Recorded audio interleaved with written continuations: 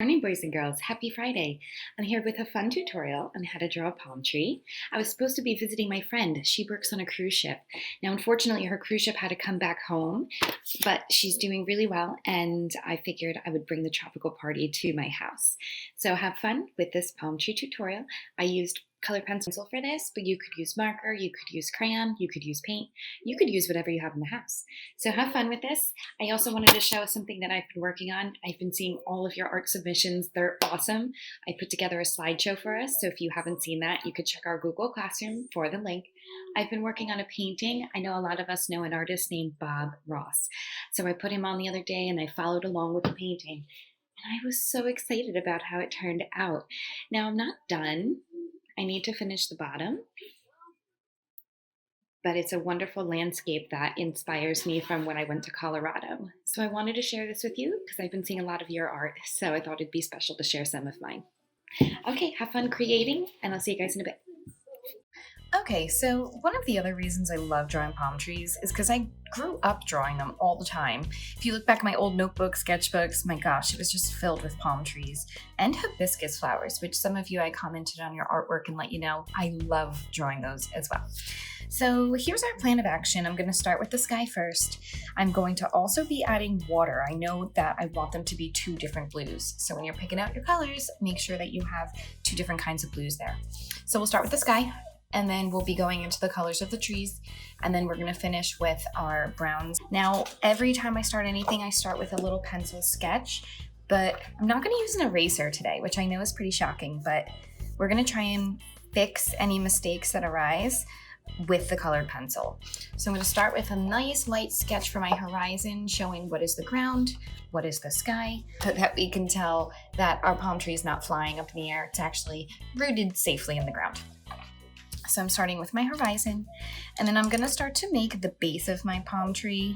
If we look at different palm trees, notice how some of them are smooth and wider on the bottom, they get skinnier on the top. Some of them are really short and they kind of look like pineapples on the side. Some of them have different kind of blocky pieces as they get taller, so there's just so many different kinds. So if yours doesn't look exactly like mine or you want to change it up, totally fine. So I'm kind of making these stacking rectangle pieces, but they're a little round on the edges. And it's kind of like stacking them all like a big Lego tower. And then I'm going to start to map in where my coconuts are going to go. I kind of like 3 of them, but maybe yours is loaded with coconuts. They're super yummy, so you can add as many as you'd like. Start to add in the lines for the palm trees. We're going to be doing most of the work in our greens, so don't worry too much about this. Just going to kind of map them in. Now let's look at the branches and leaves of palm trees. They're all heading downwards, of course, because we have something on this planet called gravity, but they also sort of blow in the wind, so they're not all perfectly straight. They could be kind of overlapping side to side, giving you that feeling of movement and swaying. So have fun with that, but we're just kind of mapping in branches. That's it for my pencil sketch. We're going to start now with the leaves and the branches. Always test your colors on the back so you know that you like what you're working with. I have a dark green and I have a lighter green. This way I could get in those different tones. If you look at the leaves once more, you're going to notice that there's different kinds of greens, light green, dark green. So feel free to use as many greens. I'm just using 2. Okay, so I'm going to start first by pressing pretty hard and going over the lines that I've made, just to kind of map them out here. Now I'm going to do the sky next. The reason I wanted to do these first was just because if I did the blue, I might not see them later. Now, when you look at the sky, you're going to actually notice the tippy top of your sky outside, if you look straight up, is a darker blue. If we look straight down towards our home or towards our neighbor's home, we're going to see that the bottom of the ground is a little lighter. So it's sort of like outer space, way above you, and the sun, rise, sunset, kind of right on level with you. So again, different kinds of tones. I have dark blue, light blue, medium blue, and I'm just going to use all of them. When I go to fill this in, let's use the right tool for the job here. So I'm using a small piece of paper with colored pencil. I don't think marker would be a good choice here because your hand would get pretty tired. coloring in all of this space. So I know a lot of times we like using marker, but just be prepared. If you're coloring a large area, you're gonna have a lot of work to do with that hand. Now, not too particular here. It's kind of like I'm making clouds. I'm gonna switch to my next blue, focusing this darker one way on the top here. And notice how they're gonna start to mix together. I could leave a little white space anywhere that I definitely want a cloud.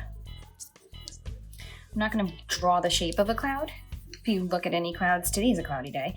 If we look outside, there's no shapes. There's no outline around them. They're just kind of big fluff balls in the sky. Now, it doesn't matter if I get this blue in here because we're gonna be using a darker color, a brown, to go over it. And notice how I'm drawing super lightly here. Can fill the space pretty quickly, pretty neatly, and I don't have to worry about my hand getting tired. Because if I get tired now, I'm never gonna be able to finish this. We're only getting started.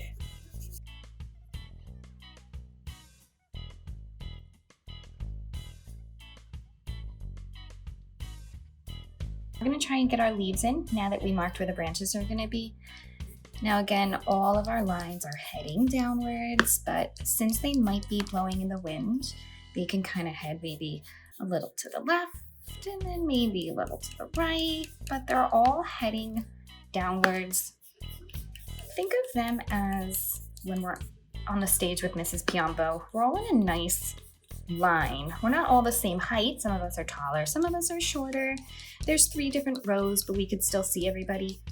Right? Think like that. We're all just kind of next to each other, but we're not all exactly the same. So it's my dark green. I'm going to come in with my lighter green. I'm going to do the same thing.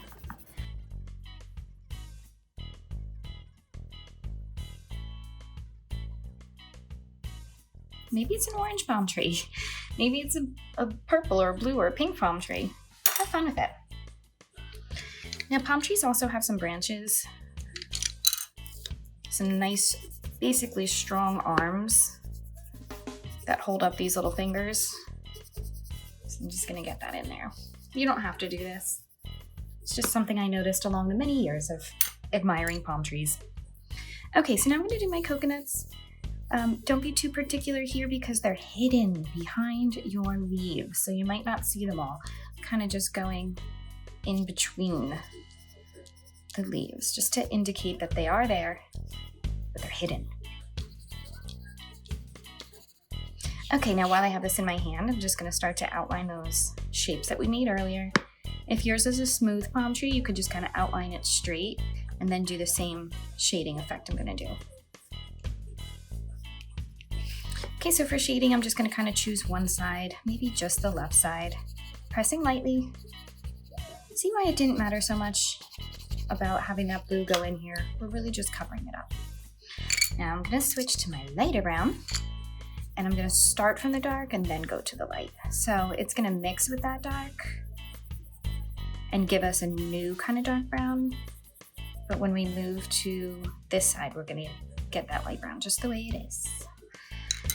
Okay, so you could go ahead and do even more with this if you wanted to. That's why this is great for any age.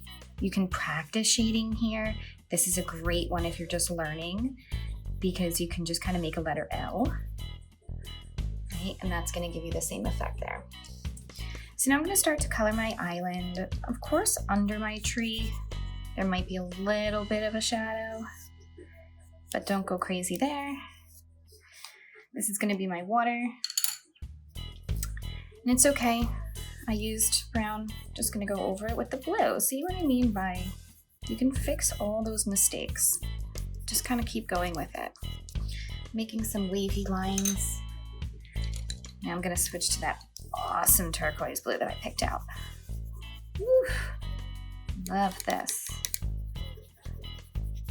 I could feel the wind blowing in my hair. And then, last but not least, I'm gonna do my sand. So it's a pretty big space, so once more I can just kind of hold it on the side, give it a simple shading, never scribbling, always filling the space. Notice how I go right to the edge of the paper here. Make it really look like you went all the way to the end and took your time and really cared about it. If you want, again, just an option here, you can kind of just go back over it. How cool is that? All right, now I wanted mine to have a little bit of pink sand. Actually fill a large space quickly just by overlapping colors. I think I'm done once I fill in this coconut. All right, I love it. Now feel free to make a little person sitting underneath with an umbrella. Feel free to make some shells, maybe a dolphin jumping around in the background. Maybe you have a sun. My goodness, could you get creative with this? So have fun, have a tropical day, and I'll see you guys soon.